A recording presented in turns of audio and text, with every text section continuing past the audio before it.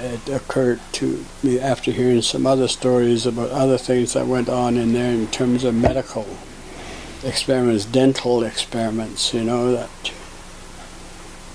it just wasn't normal, And again, I wasn't surprised because it just kind of falls in line with other things Canada does and what results from their attitudes towards us in terms of, like I say, our homelands and our holy lands. As long as we're living where we live, they'll have problems getting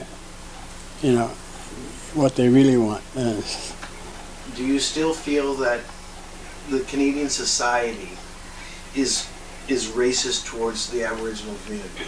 Oh, very much so.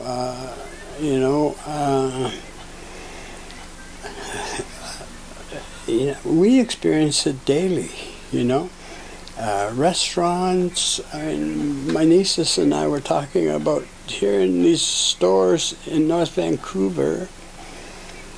Some sales staff just ignore us when we're in those stores. They'll see somebody else and go and help them.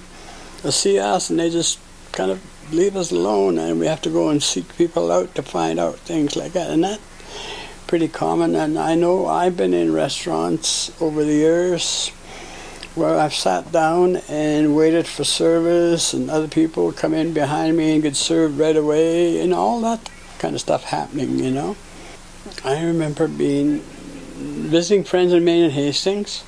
A cop walked up to me and said, "You're an Indian, aren't you?" And he said, "What are you doing here?" And I said, "What does it look like?" "I'm here visiting friends. I went to residential school with some of these friends, and why would it, not be okay if I come here once in a while, I was sitting in a restaurant, total stranger, and this old, what you would call an old reprobate, happened to be sitting there and recognized what was going on.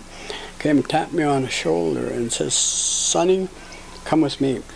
I'll take you to a place where they don't ignore you, because you go and help yourself." It was, in those days, it was called White Lunch Cafeteria. You went and served yourself and paid for it, So that was incredible, I thought.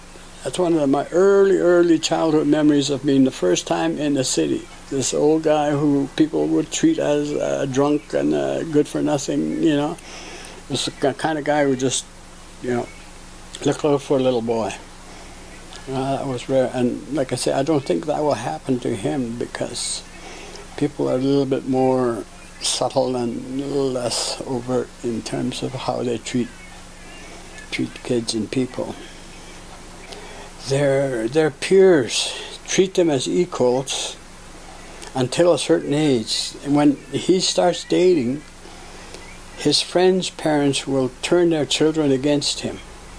And that's what happened to my kids when they were growing up in White Rock. As long as they were just pals, but when they started dating is when other parents started to say, "I don't want you to hang out with that girl or that guy anymore," So it's, things like that goes on. And